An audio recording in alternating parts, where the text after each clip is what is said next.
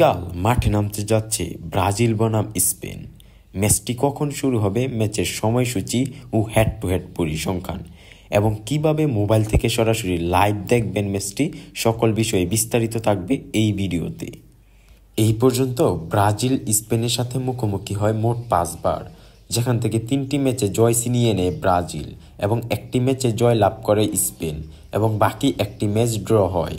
ব্রাজিলের সাথে স্পেনের প্রথম দেখা হয় 1934 সালের ওয়ার্ল্ড কাপে, যেখানে 3-1 গোলে স্পেন জয় লাভ করে।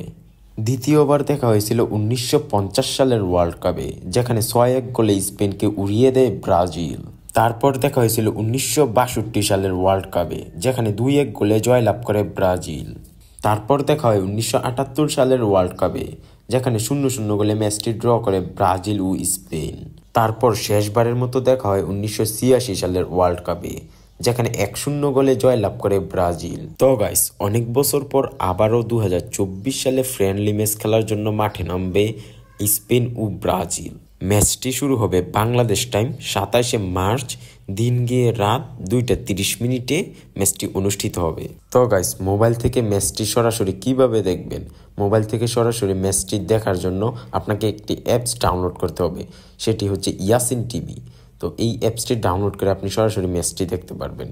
এই অ্যাপসটি আপনারা প্লে স্টোরে পাবেন না, আপনারা গুগল অথবা ক্রোম ব্রাউজার থেকে ডাউনলোড করে নেবেন। তো গাইস, ব্রাজিল এবং স্পেন ম্যাচে কে জয় লাভ করবে বলে আপনার মনে হয়?